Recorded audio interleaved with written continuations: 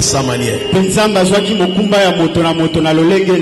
Alors, nous revenons sur cela pour clôturer à ce jour. Nous sommes dans le livre d'un Chronique 4, 9 à 10. 9 à 10. Jabet était plus considéré que ses frères. Sa mère lui donna le nom de Jabet en disant c'est parce que je l'ai enfanté avec douleur. Jabet invoqua le Dieu d'Israël en disant si tu me bénis et que tu étendes mes limites, et si ta main est avec moi, et si tu me préserves du malheur, en sorte que je ne sois pas dans la souffrance, et Dieu accorda ce qu'il avait demandé. Nous acclamons cette parole de Dieu.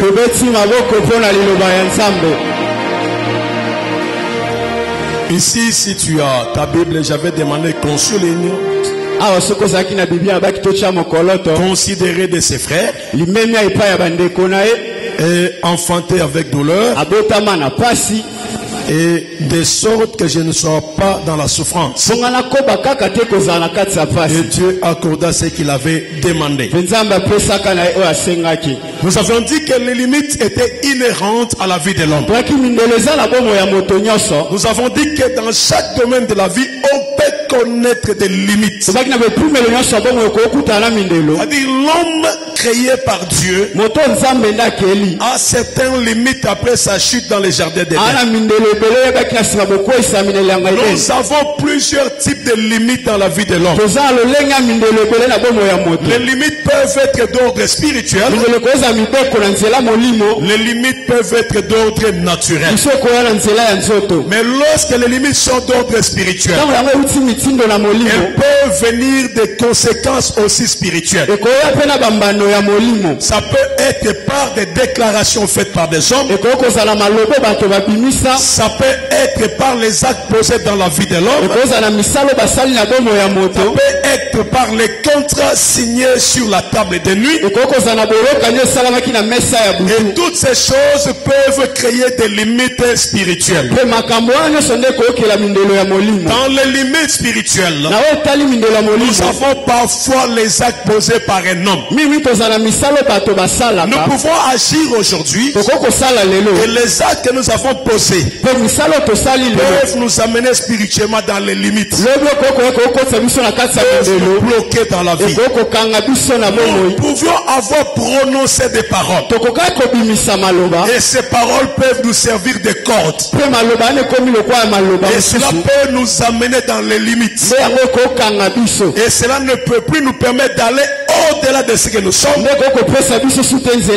parce qu'à un moment nous nous sommes découragés devant certaines choses. Nous avions prononcé des paroles, comme sur le plan spirituel. L'œuvre de l'esprit ne cherche que des paroles pour agir. Cela peut nous amener dans des limites. Il y a aussi des limites qui peuvent venir des paroles prononcées par certaines personnes qui peuvent avoir soit l'autorité sur toi, soit un lien de sang avec toi, soit une convention avec toi. Et ces choses, c'est le lien de sang, ça peut venir d'un parent, ça peut venir d'un frère. Ils peuvent prononcer des paroles pour que tu entres dans la limite. Ils peuvent dire des choses pour que tu ne puisses pas aller au-delà de tes frontières. Et lorsque ces choses sont prononcées, tu vivras la vie que ces choses veulent. Tu ne vivras pas la vie de liberté. C'est comme ça que je disais que nous avons avons ceux qui vivent la vie de cage. Parce qu'on les a placés dans des cages. On a voulu qu'ils demeurent dans les cages. Ils sont surveillés, contrôlés spirituellement. Ils peuvent se battre. Mais ils ne sortiront pas des cages. Parce que spirituellement, on les place dans des cages. Est-ce que quelqu'un est déjà dans les cages? Pour qu'il y sorte, il faudrait que spirituellement il commence par sortir. Donc le spirituel contrôle le physique. Lorsque le spirituel nous place dans une vie de limite, apparemment tu ne verras rien. En réalité tu ne vivras pas ta vie. C'est comme ça que l'homme rencontre beaucoup de limites. Celui qui vient d'ordre spirituel. Mais j'ai dit il y avait aussi les limites d'ordre environnemental. Le lieu où tu as grandi, les gens que tu as rencontrés, les moyens financiers de tes parents, la situation physique et biologique peuvent aussi t'empêcher de vivre une vie que tu espères avoir. C'est comme ça que nous avions parlé de Jabez. La Bible dit Jabez était considéré de ses frères. C'est-à-dire une vie d'apparence. Quand les gens les regardent, on le considère. Quand les gens les rencontrent, on le considère. Les gens qui le connaissent, le respectent. C'était la vie des facettes. Il y a beaucoup de gens que nous respectons, que nous considérons, parce que par rapport à la facette, il te donne une autre impression.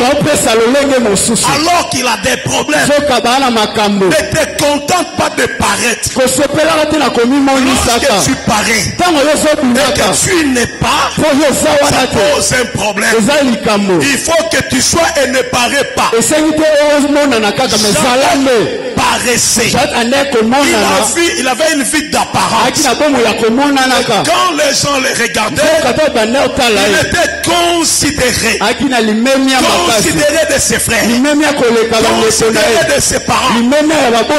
Beaucoup de gens se contentent de la considération extérieure. C'est pourquoi leur vie est restée dans les limites. Parce qu'ils se contentent de ce que les gens disent. Ils se contentent de ce que les gens voient à travers eux. Si tu restes seulement dans la vie d'apparence, si tu restes dans les limites d'autres, mon frère, ma soeur, tu n'iras jamais loin. La Bible dit Jabez était considéré. Il y a des gens, quand tu les regardes, tu les considères. En réalité, il n'est pas ce que toi tu vois qu'il est. Et si lui se contente de ça, il ne sortira jamais. Alléluia. Amen. Il était considéré de ses frères. La deuxième chose, en dehors de la considération, et il lui a été donné le nom de Jabez. Pourquoi le nom de Jabez? Parce que pour sa mère, son fils a été né dans la souffrance. Je ne sais pas quel est le nom qui a été donné par les hommes. Sur le plan spirituel, les parents peuvent amener quelqu'un à la condamnation par le nom, par les alliances, par les paroles. Ils peuvent limiter quelqu'un. Lorsque je donne à quelqu'un le nom de Mampassi, c'est que cette personne est appelée à vivre la vie de souffrance. Parce que son nom c'est le nom de Mampassi. Il y a des noms qu'il ne faut jamais donner aux enfants. Ça met quelle contradiction? Tu le considères, mais tu lui donnes le nom de Jabez. Et tu lui dis tu as été conçu dans la souffrance, il y a beaucoup de gens. Attention, le nom suit. Regardez quand tu donnes à quelqu'un le nom de Mayele, cet homme sera intelligent. Quand tu donnes à quelqu'un le nom de Mampassi, cette personne vivra dans la souffrance. Ce sont des limites qui arrivent. Ce n'est pas pour rien que Dieu changeait même le nom de certaines personnes. Alors Jabet avait le nom de la souffrance parce qu'il a été conçu dans la souffrance. Regarde, il y a deux choses. Considéré, mais conçu dans la souffrance. Ici, il y a le problème des parents d'abord. Ici, il ne s'agit pas de la responsabilité de Jabet. Alléluia. D'abord, c'est la maman qui donne le nom. C'est la maman qui se répète à la souffrance. C'est que dans notre vie, nos parents ont aussi un rôle à jouer. Vous êtes parents, vous avez un rôle à jouer sur vos enfants. Votre manière de les traiter, votre manière de parler sur eux, votre manière de les considérer peut vous amener à des limites. Praise the Lord. Praise the Lord. Quelqu'un est avec moi? Est-ce que quelqu'un est avec moi? Est-ce que nous sommes ensemble? Amen. Tu es tellement calme, bouge ta main que je vois si tu es avec moi. Gloire au Seigneur. Amen. Gloire à Jésus. Amen. Alors je disais qu'il était, c'est sa maman qui a joué un rôle. Parents, vous avez un grand rôle à jouer sur la détermination de la vie de vos enfants. Contrôlez vos paroles sur vos enfants. Parce que vous êtes même le canal de bénédiction pour leur vie. Vous pouvez aussi le motif. Et ce n'est pas une bonne chose. On a un rôle à jouer. Et si tu parles toujours en bien de ton enfant, tu verras que c'est bien commencera à le suivre. Et progressivement, c'est bien marchera avec lui. Mais si tu continues à parler en mal, c'est que tu limites sa vie. Praise the Lord. Praise the Lord. Changeons nos langages à l'égard de nos enfants. C'est la première chose. Mais le deuxième point, c'est la considération, c'est la prise en conscience de la situation. Ici, mon analyse s'articule sur la réflexion de Jabet. Au verset 10, Jabet a compris qu'il était dans la souffrance. Il a compris qu'il a réalisé sa souffrance. Alors il s'est dit, je ne peux pas rester dans cette condamnation. Parce que ma mère m'a donné le nom de Jabet. La Bible dit, Jabet implora le Dieu d'Israël. Le Dieu que nous implorons ici. C'est quand il a pris conscience de sa situation. Quand il a pris conscience de son être. Quand il a pris conscience de ce qu'il rencontrait. Alors Jabet s'est réveillé. Il dit, je ne peux pas rester dans cette condition. Alors il est allé chercher le Dieu d'Israël. Et il dit à Dieu, si tu me bénis, en sorte que je ne sois plus dans la souffrance, c'est qu'il a pris conscience. Alléluia. Si tu me bénis, en sorte que je ne sois plus dans la souffrance, si tu étends mes limites, Jabet est allé voir Dieu. Il est allé lui parler pour que Dieu écarte les limites. Que ce soit les limites spirituelles, que ce soit les limites physiques, que ce soit les paroles prononcées. Mais lorsque Jabet est allé vers le Dieu d'Israël, c'était pour que Dieu étende ses limites et l'enlève dans la souffrance. Et quand il a compris ces choses, l'Éternel est intervenu. Mon frère, pour que Dieu change ta situation, Tu dois réaliser dans quel état tu es. Si tu acceptes de vivre dans les limites, il restera. Et tu demeureras comme ça. C'est comme ça que je dis pendant la semaine que tu peux naître dans les limites. Mais tu n'es pas condamné à mourir dans les limites. Tu dois faire comme Jabez. Car il a compris sa situation. Il a dit, je vais sortir de cette zone de confort, de souffrance. Je dois sortir. Il s'est décidé. Il a posé un acte. Alléluia. Amen. Tu ne peux pas sortir des limites si toi-même tu ne te lèves pas. Mon frère, il y a des choses qui arrivent dans ta vie. Tu ne te lèves jamais. Tu n'es jamais debout. Pour dire il faudrait que ça change. Trop c'est trop. Je refuse cette situation. Tu n'as jamais prise une décision. Tu n'es jamais engagé. Il faut des gens comme des Jabez. Je dois me lever pour que cette affaire s'arrête. Alléluia.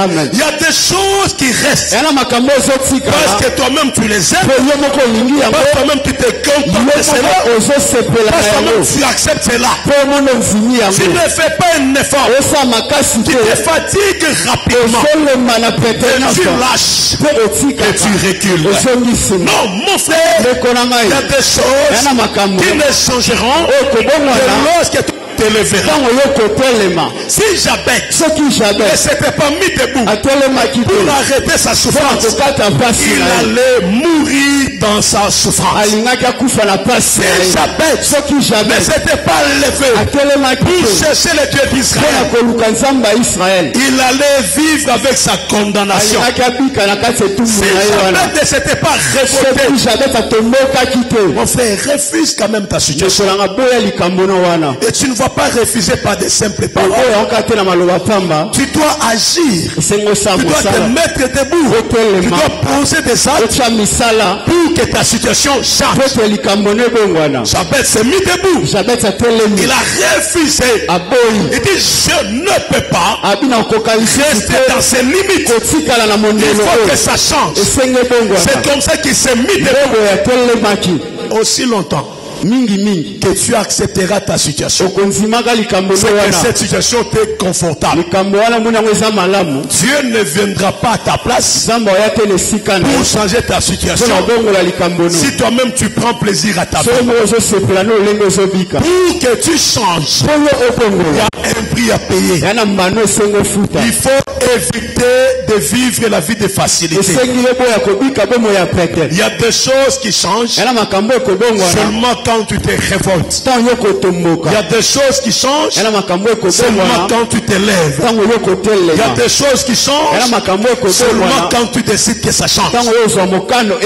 Mais si toi tu aimes ça, tu mourras avec. Ça restera ainsi. J'ai vu des gens chercher des solutions. Ils n'ont pas reculé dans la Bible jusqu'à ce que Dieu leur a donné une réponse. Jabez a dit je ne veux pas rester dans ma souffrance parce que je suis mon passif. Je ne veux pas rester dans la souffrance parce que je suis ma tête sur. Je ne veux pas rester dans la souffrance parce que le nom m'a été donné. Il a refusé.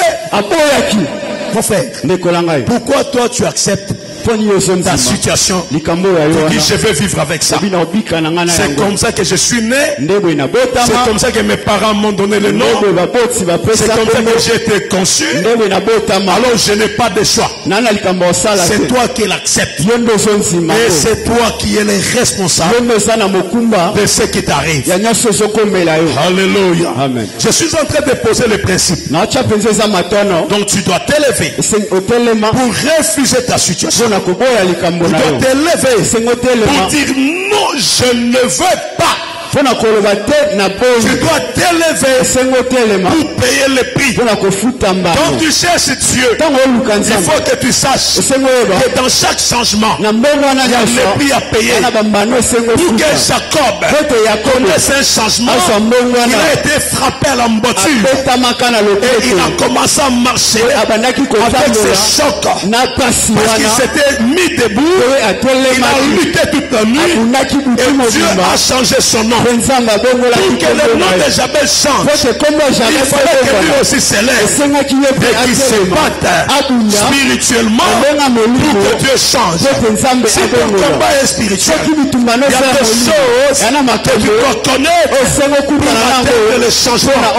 Le changement est possible, mais cela peut arriver si tu réalises que je suis dans une mauvaise position et tu refuses de rester dans les limites de ta souffrance, les limites financières, les limites de célibat, les limites de la stabilité, les limites de la santé. Tu dois les refuser. Les limites de la dépendance, tu dois les refuser. Les limites de la maladie, ça doit te dire je refuse. Je ne veux plus cette maladie, je ne veux plus cette situation, je refuse. Ça doit te refuser. Les limites de l'échec, tout le monde a échoué dans ta famille, tout le monde a échoué dans ton milieu. C'est à toi de dire je refuse. Comme tout le monde, dans mon environnement, dans mon quartier, c'est moi qui refuse. Tout le monde peut refuser. Même si tu es né sur Ouakatoué, même si tu as grandi à Ouakatoué, tu peux dire moi, même si je suis né ici, je refuse d'être limité à Ouakatoué. C'est toi qui refuses. Quand tu refuses, tu commences à prier pour dire si tu étais mes limites, si tu m'enlèves en Ouakatoué, si tu m'amènes aussi à Algagombe, alors le Seigneur est capable de t'accorder cela si tu cherches sa face. Si tu m'assistes, je cesse d'être locataire, j'achète aussi ma parcelle. Dieu est capable de te donner aussi ta parcelle. Tu peux dire si tu m'assistes, je refuse de m'endetter pour m'enrichir, que j'ai mon argent pour faire les affaires. Dieu est capable de le faire avec toi. C'est à toi de refuser. Alléluia. Amen. Alléluia. Amen. N'accepte pas cette situation qu'on t'a imposée. N'accepte pas. Il faut refuser les limites. Dis avec moi, je refuse les limites. Dis avec moi, je refuse les limites.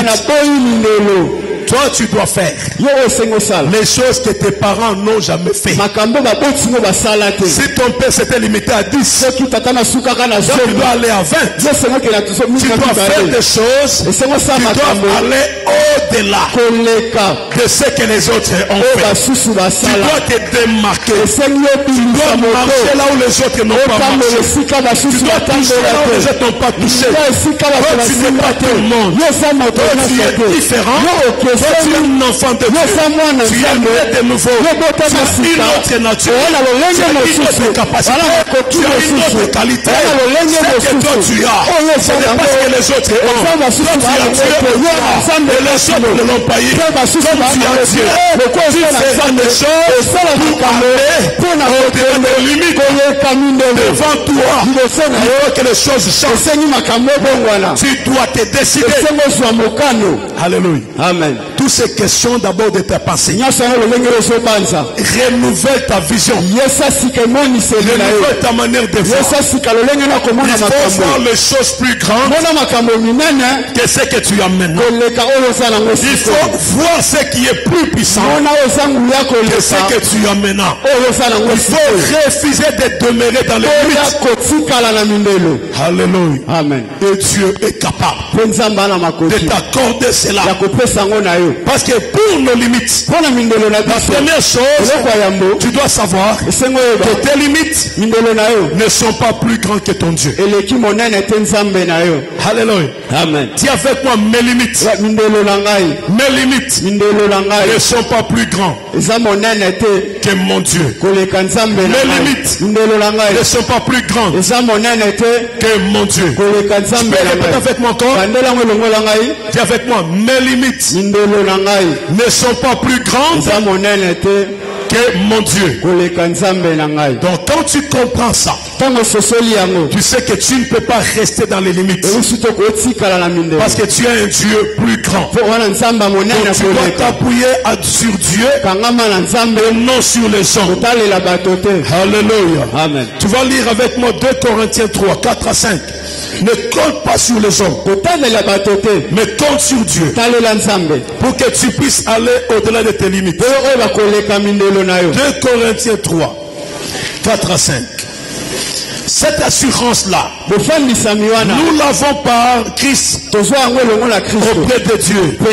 Ce n'est pas à dire que nous ne soyons pas nous-mêmes capables de concevoir quelque chose comme venant de nous. Notre capacité au contraire vient de Dieu. Alléluia. Amen. Tu consommes ta capacité pour aller au-delà des limites. Tu as cela de Dieu. Nous comptons sur Christ. C'est lui qui nous donne la capacité d'aller au-delà de nos limites. Même si nous sommes capables, mais il y a un Dieu sur qui tu dois compter. Même si tu es intelligent, ton intelligence ne dépasse pas l'intelligence de Dieu. Là où toi tu te limites, c'est là que Dieu commence. Alors nous devons compter sur Dieu pour nous amener au-delà de nos limites. Ne compte pas sur ta sagesse, ne compte pas sur ta force, mais associe Dieu pour changer ta situation.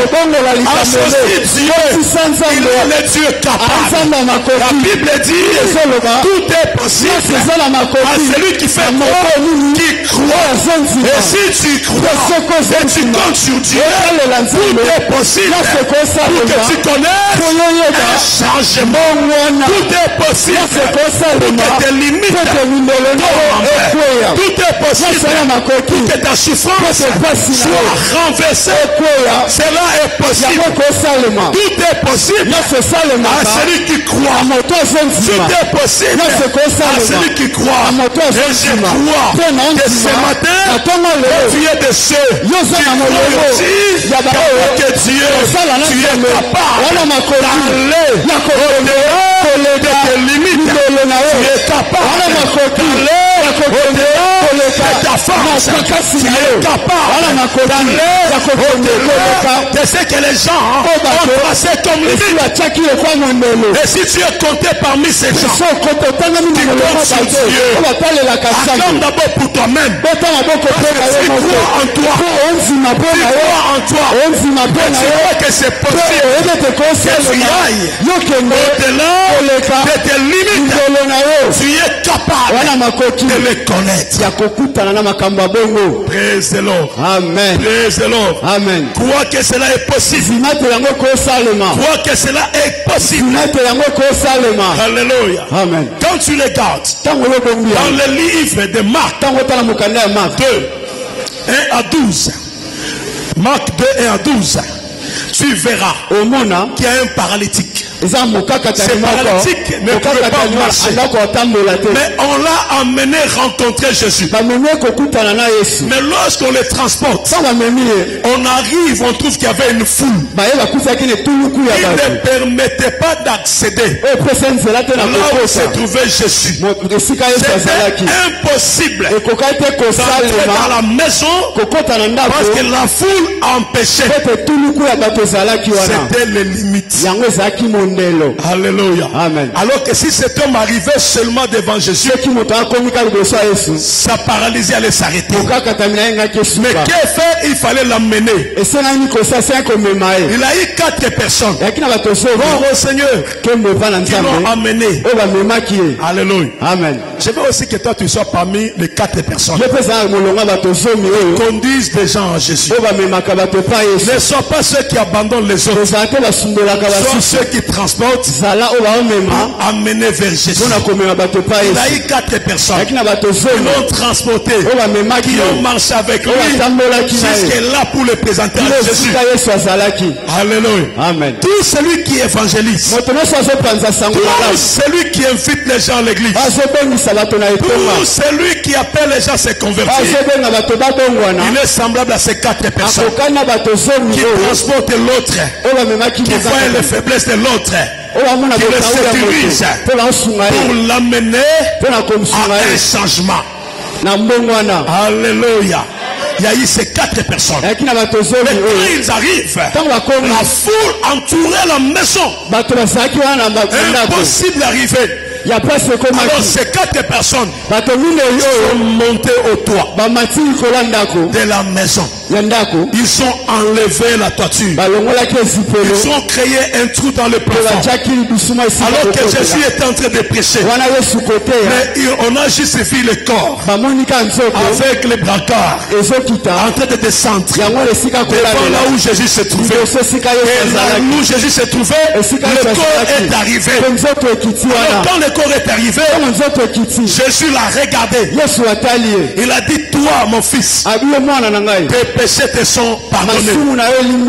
Aussitôt après, l'homme s'éleva et marcha. Quel était le vrai problème? Le problème était d'abord sa conversion intérieure. C'est le péché qu'il avait empêché d'être un homme comme tout le monde. Jésus ne l'a pas seulement dit lève-toi, marche. Il a commencé par dire tes péchés te sont pardonnés. Et aussitôt après l'homme a marché. La guérison de l'âme, la guérison de l'esprit a amené le corps à suivre. Parce que là quand on a guéri l'homme intérieur, et l'homme extérieur a marché. On a commencé dans l'apparence extérieure. Jésus a vu l'intérieur, il a parlé sur l'intérieur, et l'intérieur a agi sur l'extérieur. Que Jésus parle à ton homme intérieur, pour que ton homme intérieur marche. Il ne suffit pas de déclarer, il ne suffit pas de parler. L'homme intérieur doit être né, doit prendre vie, doit l'appartenir. Et quand l'homme intérieur est né, l'homme extérieur va suivre. Quelqu'un m'a compris? C'est-à-dire si ton intérieur est guéri, l'extérieur va suivre. Alors Jésus a besoin de ton cœur. Alléluia. Mais mon problème, c'est qu'il y avait des limites. Et ils ont dit, nous n'allons pas nous arrêter là. Ici, je vais insister pour dire éviter des justificatifs. Oh non, comme il y a des hommes, nous ne serons pas arrivés là-bas. Non, c'est très limité, nous ne serons pas. Non, avec ce monde-là, je ne peux pas arriver.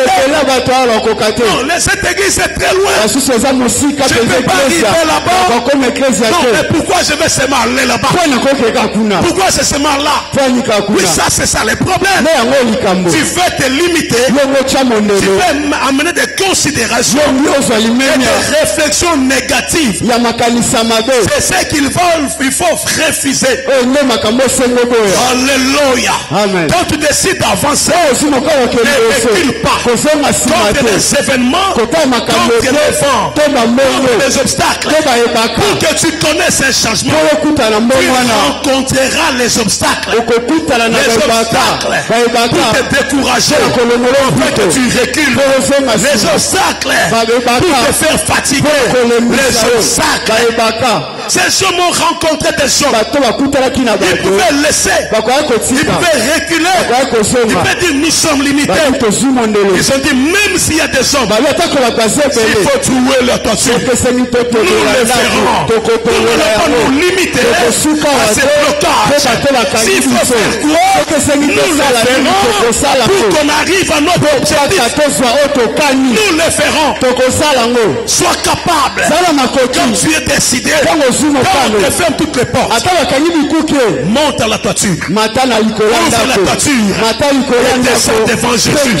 C'est là qu'il y aura la solution. Même s'il y a les obstacles, tu dois être capable de marcher sur les obstacles. S'il y a des hommes, tu dois être capable de marcher sur leurs épaules, de marcher sur eux. S'il y a des déclarations, tu dois être capable de marcher au-dessus des déclarations. S'il y a des malédictions, tu dois être capable de marcher au-dessus des malédictions. S'il y a des gens qui ne t'aiment pas, tu dois être capable de marcher au-dessus de la haine. S'il y a des gens qui s'opposent, tu dois être capable de marcher au-dessus de cela. Alléluia. Amen. Tu dois être capable. Quand tu as la capacité, rien ne te limite. Tu es un enfant de Dieu. Tu peux naître pauvre, mais tu ne dois pas mourir pauvre. Tu dois refuser. Tu dois mettre ton nom sur la liste des pauvres de ta famille, des pauvres de ton village, des pauvres de ton corps, des pauvres de ta langue, votre avenue. Tu dois refuser d'accepter n'importe quoi. Même s'il y a des obstacles, moi je vais le surmonter. Même s'il y a l'opposition, je vais le surmonter. Même si je n'ai rien, Jésus avec moi. Je vais y aller, je vais avancer, je vais monter et j'arriverai. Même s'il y a l'obstacle, je vais monter, je vais marcher.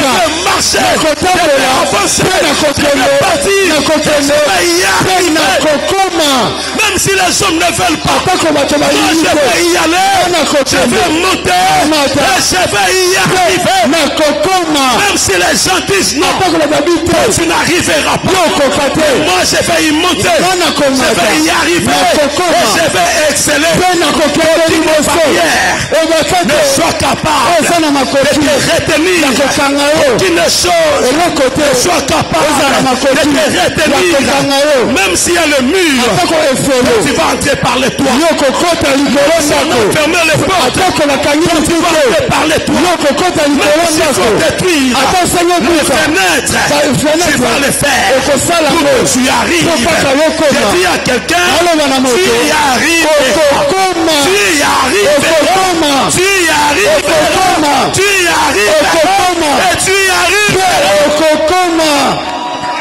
Je crois une chose, que les paralytiques n'avaient pas la force pour marcher. Il avait la bouche. C'est lui qui disait à ses amis, aidez-moi mes frères, je dois avancer avec vous. Aidez-moi mes frères. Mon frère, si tu n'as pas toutes les choses, tu auras un seul élément. Ça va t'appuyer, ça va t'amener à arriver là où les autres ne peuvent pas arriver. Même s'il y a une barrière, c'est dit la barrière, mais rien devant toi. Cette barrière sera une opportunité pour toi. Là où il y a la barrière, c'est ton opportunité. Là où il y a la barrière, c'est là que toi tu dois marcher. Parce qu'il y a des barrières, parce qu'il y a des gens qui sont comme toi. Une personne comme toi, la barrière n'est rien. Tu avanceras, les limites tomberont, parce que toi tu crois qu'il y a un Dieu avec toi, qui est capable de t'amener là où les autres ne peuvent pas arriver, les hommes ne peuvent entrer, là où les autres ne peuvent rien faire. Tu es capable d'entrer là-bas, tu es capable de faire des choses, tu es capable d'entrer là où les autres ne sont pas arrivés. Et quand tu entreras, tout ce que tu vois changera. Alléluia. Amen. Ne te justifie pas. Dis, je suis fatigué. Non, il y a des obstacles. Non, il y a des hommes. Ici, je parle aux gens. Ils refusent de se justifier. De justifier leur échec. De justifier leur erreur. De justifier je parle aux hommes et aux femmes qui croient que même s'il y a l'obstacle, elles sont capables, avec leur prière, avec leur détermination, d'entrer par le toit pour toucher le miracle, leur changement, leur miracle et leur changement. Je crois que cela est possible avec toi. Je dis, toi c'est possible avec toi. Tu peux aussi y arriver. Tu peux aussi le faire. Tu peux aussi y arriver. Tu peux aussi le faire. Je dis à quelqu'un, évite que les gens te minimisent. Tu dois refuser que les gens te minimisent. Alléluia. Amen. 1 Timothée 4:12 dit que personne ne néglige la jeunesse. Personne aussi ne te néglige. Si les gens te négligent, ne permets pas que quelqu'un puisse te négliger. On te dit que tu ne connais rien. Tu n'es pas capable. Tu n'es pas loin. Tu ne connais rien. Que personne. Ça c'est une recommandation. Que personne ne te néglige. Ne permet à personne de te négliger. Ne permet à personne de te déterminer. Ne permet à personne de te juger. Ne te condamner. Ne permet à personne. Paul dit à Timothée que personne ne néglige la jeunesse. Ce matin, tu peux tout parler. Tu ne peux pas me limiter. Tu peux dire des choses, mais tu ne peux pas me limiter. Tu dois refuser que quelqu'un puisse mettre un point dans ta vie. Tu dois refuser que quelqu'un enlève et mette un point dans ta vie. Tu peux commencer le matin. Il peut dire à midi. Il peut parler le soir. Mais quand il met un point, tu dois sauter. Tu dois le refuser. Parce que les points, on veut te limiter. Et quand on te limite, tu dois refuser. Celui qui t'a condamné, qui dit tu ne seras pas heureux, tu ne te marieras pas, tu ne travailleras pas, tu ne seras jamais joyeux, tu n'auras jamais l'argent, tu mourras pauvre. Regarde. Ce qui deviendra, il n'a pas le droit de te condamner, il n'a pas le droit de te limiter, il n'a pas le droit. En vertu de l'autorité que Christ m'a donnée, je vais annuler tous les points que les gens avaient fixés dans votre vie. Et cela au nom de Jésus-Christ. Tout celui qui t'avait condamné, ça peut être ta tante, ça peut être ton oncle, ça peut être ton frère, ça peut être ton cousin. Tout celui qui t'a condamné pour mettre un point. Aujourd'hui, au nom de Jésus, je viens enlever ça. Je vais annuler ça. Je vais annuler ça. Qu'il parle. Il peut parler. Il peut dire. Il peut faire. Tout ce qu'il faut. Il n'y aura plus de limites. Il n'y aura plus de limites. Il n'y aura plus de limites. Personne n'a le droit de te limiter. Personne n'a le droit de t'arrêter. Personne n'a le droit. Celui qui a la dernière parole, c'est Jésus-Christ. C'est lui seul qui est capable de dire et mort et le arrive. Même si toi-même tu te regardes, mais tes limites Jérémie. J'ai vu Jérémie. J'ai vu aussi Gédéon. On l'appelle. Gédéon dit, je suis le plus jeune. Ma famille est la plus petite. Mais Dieu était avec moi. Et Dieu a enlevé cela. Peut-être ce matin, comme Gédéon, comment cela arrivera? Je suis le plus petit. Ma famille est la plus pauvre. Tout m'enlève. Manassé, que Dieu était avec lui. Dieu a dit, je serai avec toi. Je serai avec toi. J'ai dit à quelqu'un qui est venu d'une famille comme cette de Gédéon, qui est la plus petite de Manassé. Je parle à quelqu'un qui est venu d'un lieu pas un compte dans les banques, d'un lieu où il n'y a pas de réserve. Je parle à quelqu'un qui est venu de la pauvreté, Dieu est avec toi. Dieu est avec toi. Tu es un héros. Tu es avec toi. Toi qui changera l'histoire de la malédiction de ta famille. C'est toi qui changera l'histoire de la malédiction de ton clan. C'est toi qui changera l'histoire de la malédiction de ton milieu.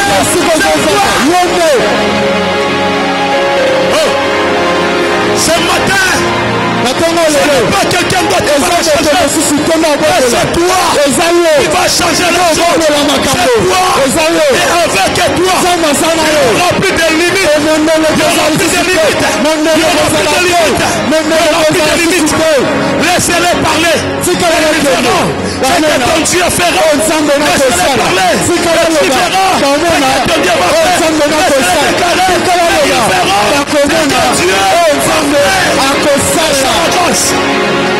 j'ai dit à quelqu'un, j'ai dit à une personne, il est normal. Le Seigneur que je prêche est capable de te ramasser, de te prendre, de néant, pour te faire asseoir avec les grands. Parce qu'il est Dieu, c'est Dieu. La Bible dit, la poussière, il dit l'indigent, pour te faire asseoir avec les grands. Que le Seigneur te fasse grâce. Reçois la grâce. Jésus seul qui est capable de prendre les pauvres, les indigents dans la poussière. Alors j'ai dit à quelqu'un, si tu veux mettre un peu dans ma vie, pas de me sauter. Si tu veux mettre un peu, je saute. Si tu veux mettre un peu, je saute. Si tu veux mettre un peu, je saute. Si tu veux mettre un peu, je saute. Ceux qui t'ont connu aujourd'hui, parce qu'ils ne connaissent pas ton Dieu, quand ils te verront les années à venir, ils changeront de la marche. Parce que ton Dieu est là. Parce que ton Dieu agit. Parce que ton Dieu opère. Parce que ton Dieu est présent. Parce que ton Dieu est là. J'ai dit à quelqu'un, laissez-les parler à mon topo. Laissez-les mettre un point. Laissez-les mettre les limites. Si c'était la mer, qui avait mis les limites, quand c'était accompli, les limites sont tombées. Si les limites tomberont. J'ai dit à quelqu'un, on a pris un mort. On voulait aller l'enterrer. Alors le mort était déjà un mort. On arrive avec lui alors qu'il y avait une guerre. Les gens qui transportaient le corps. Maintenant, non. Il est déjà mort. Nous ne pouvons rien. Qu'est-ce que nous allons faire avec lui? Alors lorsqu'ils sont arrivés, ils ont dit nous allons le laisser ici. Parce qu'il y avait une guerre. Comme il y avait les armes. Ils ont pris le corps, ils l'ont jeté. Alléluia. Amen. Et le corps a tourné. Le corps a tourné. Et le corps est allé tomber sur les autres. Alléluia. Amen.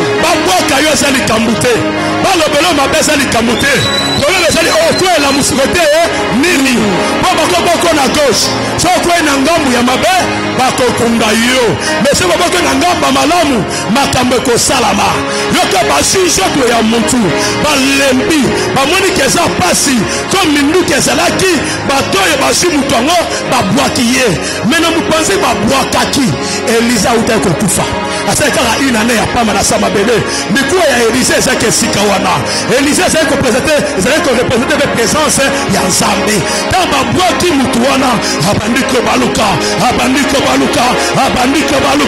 ayeko kwa wapi na mikuwa nani ya Elie bango basi bayebaki que te boki ebembe toki matomi sauvé maman nakaka na sima mutu wana mutu akufaki alamuki ye wana paso na bango bango babandi koganga je crois je me fais cette idée mais non wana nani Alléluia. Amen. Wana est-ce que ça marque te wana marque na pesa kombo ya marque pona boy na pesa kombo na yo wana marque te oh mais marque pour voir qu'il déjà ça pour la quitte mais pembe ça qui déjà 4 jours mais toi tu as na 4 c'est comme mikou ezala kitu mais oh zona na biso nani tant batela liban na sima boye marque azolanda oh ba mona ngabite marque ezanga na boka kiyote et pas ba pesa ki idée ma na di bat ba changer la langage dans cela na yo ba changer la langage dans cela na yo ba changer la langage dans cela na yo ba changer la langage dans cela na yo ba changer la langage dans cela na yo ata ba benga que bembe tant ba komona yo ba changer la langage ça dépend ya côté okoyeli comme ça ko na mupanzi ya nzambe na mupanzi ya nzambe ba boka kamutute ata mone le loza na le côté ko condamner yete ko silisa yete bon nzambe ye na silisi yete nzambe ye na bukite nzambe na ye na telemisite nzambe na ye na lobite nzambe na lobite. Alléluia. Baloba ne batia prêter batia vriller baloba ne batia prêter batia vriller ata balobi ke yondo esua ata bi ke yondo ko bongate ata bi ke yo suka karawana ata bi ke yo ke ne musika te baloba ne batia prêter batia vriller na sima ya vriller nzamba so banda kokoma balo ya sika oyo bango bakoma kite bango bakoyi basilisi mais nzambe na sima vriller bango abami ya ye na bombo ina yo nzamba so koma lwa na ye oyo mutu mokili akoma te nzamba so koma lwa na ye oyo bato mokili bakoma te nzamba so koma lwa na ye mpona bombo ina ngai mpona bombo ina yo mpona bombo ina ye nzamba so koma lwa ya sika oyo mutu akolimite yo akozala te nalobi na yo Bible lobi un serpent vaut mieux qu'un lion pour tous vivre. Il y a encore des Alléluia. Comme tu es en vie, mais comme yo kufa kite ou bien obama kiyo comme yo so c'est quoi qui na yesu siko zali il fallait que batiko kende mais comme bakunda yo te pour toi qui vis il y a encore de l'espoir. Alléluia. L'espoir est là. L'espoir t'appelle. Alléluia. Baloba wana talibango mais likolo nzamba sali atana za ekozanga nzamba kosala atana zangi nzamba kosala alokotaka abongisaka asukolaka avandisaka alatisaka atambusaka asalaka abongisaka. J'ai dit à quelqu'un bakoloba makambu bebatika na bango yo parce que on bazolo baba yebite na nazana yo celui qui est avec toi est capable. Et c'est quelqu'un me comprend. Amen. Quelqu'un me comprend. J'entends te dire amen très fort. Amen. Nabina mutumoko tata kulitu na moko tala lobina ngaya bi yo okosuka kaka pousse yo chariomen donc ngana famille ba yeba ke ngana uzana ni chariomen na bana kutindika nini pousse ya batu. Hallelujah. Wana ba point ya chaki na vina ngai. Alléluia. Bango yo so bazaki déjà sûr que mon na nani chariot mais lelo langage change malgré que père son âme a ressuscité mais malgré ce langage là Zamba changer discours là yé. Alléluia. Amen.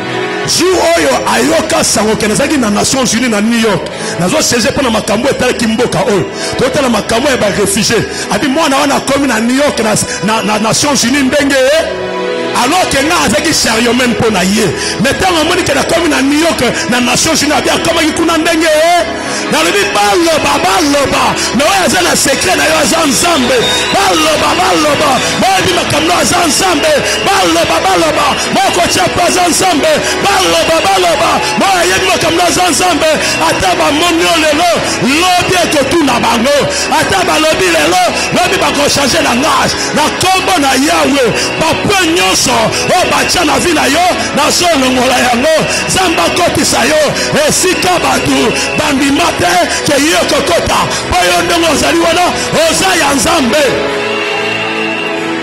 nabinde kombo azao wana posa moto asunga yo te n'est-ce pas est-ce que na posa moto asunga yo yo kaka na Nzambe parce que yo na lobaka ngo e na rappela kango toujours yo za lokola liyebo est-ce que liyebo balona kango est-ce que liyebo za kana nkona liyebo est-ce que balukela ngo bilanga ata na mabele ya makasi ekebima ata na kati ya ndako na nzete ekebima ata na plafond na ndoko motu ekebima ata wapi na zamba na sa nzete mosusu eke yoko bimesika balona yo te yoko bimesika batia yo te yoko bimesika babongisela yo te yoko bimesika bakana yo te yoko bimesika bayebi yo te yoko bima esika mutu moko nano abima te me Nzambe na yo akosimbola loboko akotambola na yo yoko bima esika bato bayebi te yoko bima yoko na yebisa yo Bible lobi les lézards n'a pas de main des lézards, on les trouve saisis par les mains, mais on les trouve dans le palais du roi. La Bible, on dit Mousselekete, attends, elle est en porte vos côtes. Côté côté à royer batté. Na banda qu'on a dit Seigneur soit au kangara porte. Normalement moi je comme rebo abimi. Je quoi on a passé tambola na platé. Attends chemi ba rotambola. Attends na plafond rotambola. Attends ba rotambola. Yo ko le kabanzela. O bat musu ba le kate. Yo ko le kabanzela. O bat ba le kate. Yo ko le kabanzela. O bat ba le kate. Dans le bien ko le ka.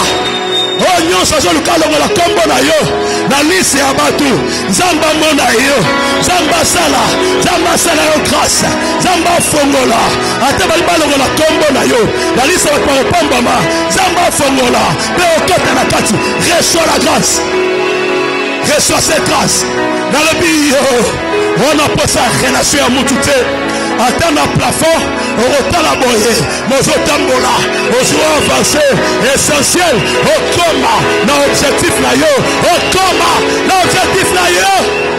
Est-ce que quelqu'un me comprend? Amen. Quelqu'un me comprend? Amen. Si tu crois à cela, ici je parle seulement aux hommes et aux femmes, les gens qui croient que ce serait possible avec Dieu, les gens qui croient que ce serait possible avec Dieu, et je crois que ce matin, aujourd'hui, il y a un Jabez qui va changer des choses, qui va changer des choses, qui va changer des choses. Ah, si lui ne changera pas, moi je connaîtrai un changement. Je ne suis pas appelé à mourir malheureux. Je refuse de mourir malheureux. Je refuse. Alléluia. J'entends quelqu'un dire je refuse. Je refuse de mourir sous le coup de la sorcellerie. Alléluia. Si les sorciers ont bouffé les gens, on te bouffera. On te bouffera. On te bouffera. Il y a un moustero qui t'a fait. Tant que on remet le carabao dans mon gongo. Ne ya liboso barbana rotubela na simana yo baba temekai ko mekaye ko to joyeux melie bo mabiso na ye ko tubela na bipo na yo bato bazoka na yo ba rotubela parce que Nzambe même a tie point na vie na yo te onyoso ba chaki point basa ya ko samba pour Nzamba za longo. Est-ce que quelqu'un me comprend ce matin? J'ai dit à quelqu'un, à partir d'aujourd'hui, que tes limites soient élargies, que tes limites s'ouvrent, que Dieu te bénisse, que tes limites s'ouvrent, que Dieu te bénisse, que tes limites s'ouvrent. Je suis en train de clôturer pour dire à quelqu'un, ton attitude mènera loin, mènera plus loin, mènera là ne sont jamais arrivés. Que personne ne te limite, que personne ne mette un point. Un enfant de Dieu, tu es créé par le Seigneur. C'est lui qui te connaît. Tout tu es celui qui marche avec toi. Tu es comme Job. Job a dit, je sais mon rédempteur. Mon rédempteur. Ce n'est pas mon ancêtre. Ce n'est pas mon grand-parent. Ce n'est pas mon oncle. Ce n'est pas mes amis. Ce n'est pas ma famille. Et Job regarde. Job prononce ta parole. Il dit, je sais. Alléluia. Il regarde. Pendant ce temps-là, les choses ne marchaient pas. Il y avait le double qui l'attendait. Même toi, ça va commencer. Le double viendra. Alors Job dit, je sais mon rédempteur est vivant et il s'élève le dernier. Ton Dieu s'élèvera pour changer qui s'élève contre toi. Est-ce qu'à partir de ce matin, Dieu appelle la bénédiction de gauche, la bénédiction de droite, et derrière, et de l'avant, qui les amène devant la Bible est sur la terre. Zamba c'est l'accident. Il y a bénédiction dans ma boca. Bénédiction en nord, il y a sud, il y a est, ouest et est, et tout en nord. Zamba c'est l'accident. Il y a les pamboli dans la vie na yo. Oba komela yo. Oba leba yo zandumba. Oba yo kosina mabe. Oba leba yo kobalate. Oba yo kozambongote. Oba yo sa pauvre. Oba finga yo. Oba tonga yo. Oba boaka yo. Oba kosina makamu. Oba mono pamba. Bezamba lobi. Ya monio pamba te. Puya chepente. Amonio pamba te. Zamba lokotaka. Zamba sangisaka. Zamba sokolaka. Zamba saraka. Zamba bonisaka. Asopa mafuta. Ya sika. Nikola mutuna yo. Esika yo zangaki. Esika bafinga yo. Esika bachola yo. Zamba garde bango. Bamona ndenge rotombama. Bamona ndenge zamba komatsa bomela yo. Bamona ndenge zambe. Akosala. Mafuta ya sika. Ekita. Na mutuna yo. Oba yeba yote. Bakoyeba mone na nzambe na yo. Oba mona yote. Bakomona mone na nzambe na yo. Bakoyeba ke yo. Okendeke sika pamba te. Moyaka. La présence. Ya oya kokisa anyoso. Zamba c'est la grâce. Zamba c'est la grâce mona yo. Zamba simba bomona yo. Zamba sala obolam. Afongo la lola. Asopa mafuta na yo. Pour l'histoire. Et connaître tes changements. Reçois la grâce de Dieu. Zamba c'est la grâce.